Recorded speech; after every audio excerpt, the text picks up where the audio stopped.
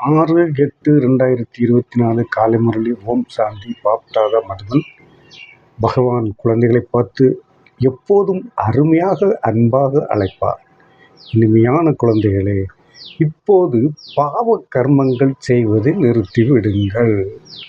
ஏனெனில் இப்போது நீங்கள் விகர்மங்களை வென்று புதிய யுகத்தை தொடங்க வேண்டும். தலைப்பு எவ்வளவு அருமையாக அழகாக சொல்லுகின்றார், கேளுங்கள். இப்போது பாவ கர்மங்கள் என்றால் விகர்மங்கள், அதாவது கர்மம் என்றாலே நாம் செய்த வினைகள். பாவ கர்மம் நாம் செய்கின்ற செயல்கள் கர்மங்கள். பாவ கர்மம் என்பது ஒரு குடும்பத்தை அழிப்பது, ஒருத்தருக்கு கெடுதல் செய்வது, அது ஒரு பாவ கணக்கில் சேர்ந்துவிடும். நாம் செய்கின்ற கணக்கு பாவ கணக்கு. இந்த மாதிரி செய்வதை நிறுத்தி விடுங்கள். பாவ கணக்கு செய்வதை நிறுத்தி விடுங்கள். இப்போது நீங்கள் விகர்மங்களை வென்று புதிய யுகத்தை தொடங்க வேண்டும். இப்போது நீங்கள் விகர்மா ஜீத் என்றால் விகர்மங்களை வென்று, அதாவது பாவங்களை செய்வதில் இருந்து வெற்றி அடைந்து, பாவங்கள் செய்வதிலிருந்து வென்று புதிய யுகத்தை, அதாவது புதிய சகாப்தம் தொடங்க வேண்டும். மிகவும் அழகாக அருமையாக தலைப்பில் சொல்கின்றார். கேள்வி: ஒவ்வொரு பிராமண குழந்தையும் எந்த ஒரு விஷயத்தில் தந்தையை பின்பற்றுவது மிகவும் அவசியம். இது தெரிந்து செய்கிறார்களா, தெரியாமல் செய்கிறார்களா, அது அவங்களுடைய கர்ம கணக்கு.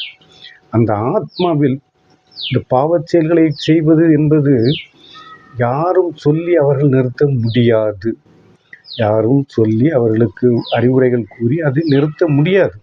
காரணம் என்னவென்றால், அந்த ஆத்மாவில் பதிவாயிருக்கும்.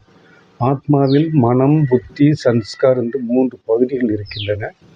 நாம் செய்கின்ற பாவ கர்மங்கள், பாவச் செயல்கள் எல்லாம் ஆத்மாவில் பதிவாகி இருக்கும். அவை வெளிப்படும். அந்த போன பிறவி, அந்த பிறவி, இந்த பிறவி, எந்த பிறவியில் செய்தாலும் சரி, அந்த கணக்கு ஆத்மாவில் பதிவாகி இருக்கும். இது எல்லோருக்கும் பொருந்தும். இந்த பிறவியில் நாம் ஒன்றும் செய்யவில்லையே, இந்த பிறவியில் நாம் எதுவும் செய்யவில்லை என்றால் முடியாது, தப்பவே முடியாது. போன பிறவியில் நாம் செய்திருப்போம். ஆனால் இந்த பிறவியை பொறுத்தவரையில் பாவ கர்மம் செய்கின்றவர்களுக்கு உடனுக்குடன் அந்த கர்மத்திலிருந்து விடுபடுவதற்கான வழிகள் கிடைக்கின்றன. ஆனால் போன பிறவியில் நான் இந்த பிறவியில் எதுவும் செய்யவில்லை, போன பிறவியில் செய்திருப்பேனா என்று பல கேள்விகள் கேட்கின்ற அளவுக்கு துன்பங்களை அனுபவிக்கின்றோம். அதுக்கு காரணம் நாம் செய்த செயல்கள், கர்ம செயல்கள். கேள்வி: ஒவ்வொரு பிராமண குழந்தையும் எந்த ஒரு விஷயத்தில் தந்தையை பின்பற்றுவது மிகவும் அவசியம். பதில்: தந்தை எப்படி தானே ஆசிரியராகி படிப்பிக்கின்றாரோ, அதுபோல தந்தைக்கு சமமாக ஒவ்வொருவரும் ஆசிரியர் ஆக வேண்டும். பதில்: தந்தை எப்படி தானே ஆசிரியராகி படிப்பிக்கின்றாரோ அதுபோல தந்தைக்கு சமமாக, பாப் சமான், அதாவது இறைவனுக்கு சமமாக ஒவ்வொருவரும் ஆசிரியராக வேண்டும். எதை படிக்கின்றீர்களோ அதை பிறருக்கும் படிப்பிக்க வேண்டும். நீங்கள் ஆசிரியரின் குழந்தைகள், ஆசிரியர்கள் சத்குருவின் குழந்தைகள், சத்குருவும் உள்ளீர்கள்.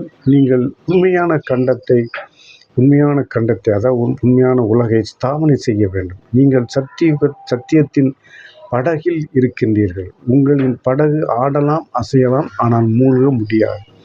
எவ்வளோ அழகாக சொல்கிறார் பாருங்கள். உங்களுடைய படகு, நீங்கள் இறைவனுடைய தொடர்பில் இருந்தால் உங்களுடைய படகு ஆடலாம், அசையலாம், ஆனால் மூழ்க முடியாது, மூழ்க விட மாட்டார். இறைவன் உங்கள் படகை மூழ்க விட மாட்டார் என்பதை மிகவும் அருமையான அந்த கேள்வி பதிலில் சொல்லியிருக்கின்றார்.